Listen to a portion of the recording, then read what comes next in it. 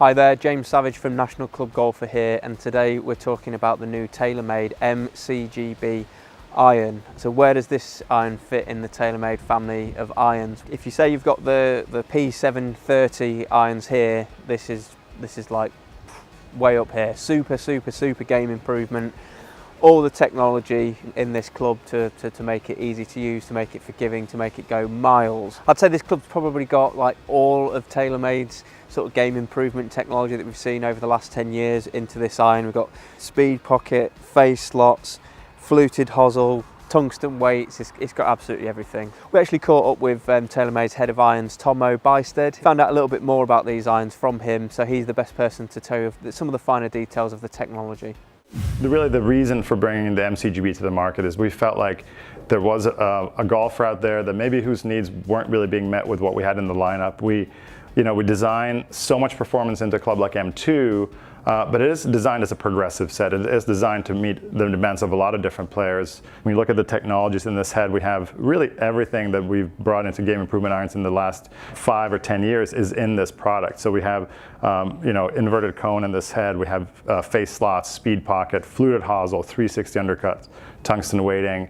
We have highbrow dampers in there. So it's a lot of technology that goes into this. One of the things we did with this iron is we lofted it a little bit differently to just go a little bit higher than all the other clubs in our set. It's the highest peak trajectory of any iron that we've made in recent years, and it really stems from the fact that we're able to push that COR higher in every club, and the CG is very low as well. So the combination of that, plus the lofts, especially in the long part of the set, are a little bit weaker than an M2. We also try to make sure that the look was a bit more classic. The sole isn't hugely wide. We're able to concentrate mass with the tungsten, things like that, to make it really play more like a bigger club, even though it's in more of a traditionally shaped package, if you will.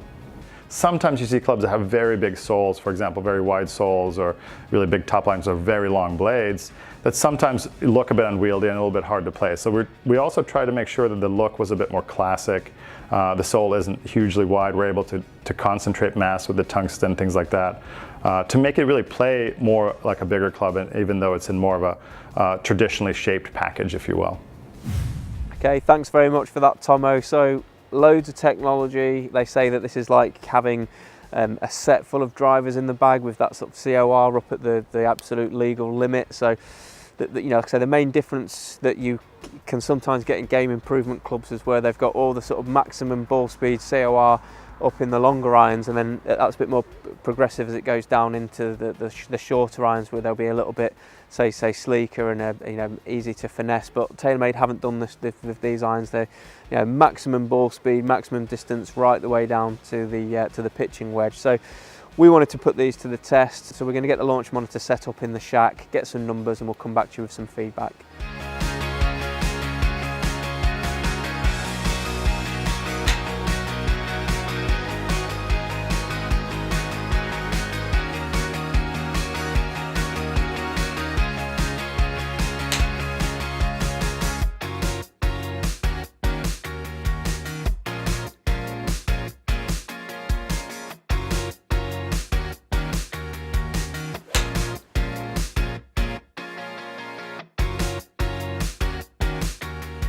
Okay, so we've got some numbers from that little hitting session there with the 7 iron. This isn't custom fit, this is just a sort of stock sample that's been sent in by TaylorMade.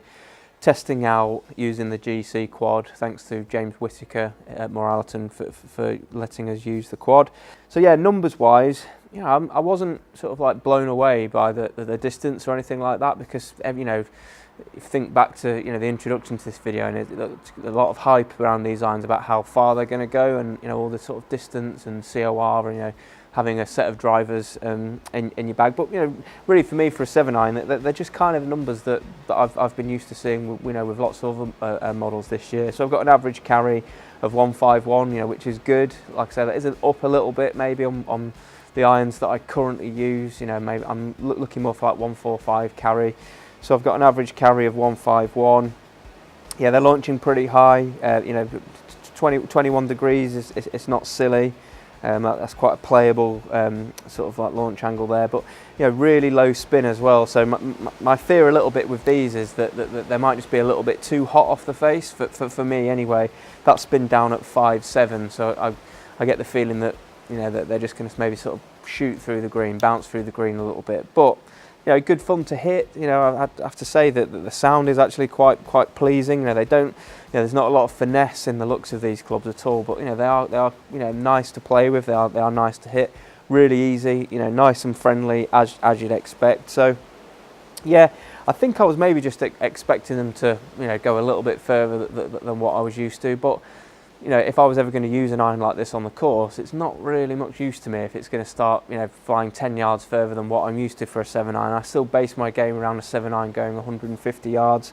Got 150 yards of carry here, but I'm just thinking with that spin, that total, they might even be running out to like 165. So it's not necessarily going to be playable for me on the golf course. But happy with the dispersion there. As you can see there, that's a nice tight grouping. So you know, they're carrying a very similar distance. You know, the shortest one to the longest one, there's not that much in it distance wise. So yeah, they do what they're supposed to do. You know, they're hot off the face. They're nice and easy to use. They're very forgiving. You can hit it all over the face, still going to get good numbers. So you know, if you're a player that's looking just for maximum forgiveness, a little bit of extra ball speed, definitely give these a try. I'm interested to know what your thoughts are on these clubs, if you just think that the looks are just way too chunky for you and you know, you just want something a little bit more finesse. But if you're, you know, maybe if you've lost a little bit of swing speed and you want to get a little bit of ball speed back, you're thinking about something like this club, you know, post your comments below if you've got any more questions about the numbers, about the SRPs, about the specs, about the lofts, anything at all, post them below. I'll get back to you as soon as I can. Thanks for watching. I'll see you again soon.